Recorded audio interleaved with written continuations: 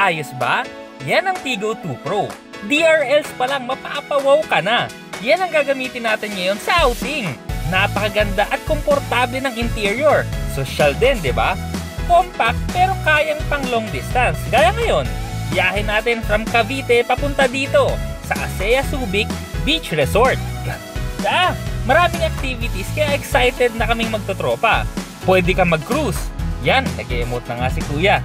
Hindi lang swimming sa beach ang mapupuntahan mo dito sa Asea, no? Meron ding swimming pool, infinity pool, merong pickleball, merong spa. Pero ngayon, ito, mag-jet ski tayo. Let's go!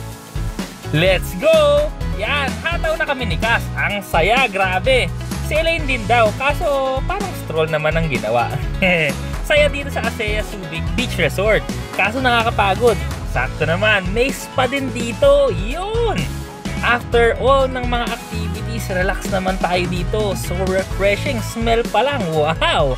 Malapit na ang summer. Alam mo na ha, Asea Subic Beach Resort.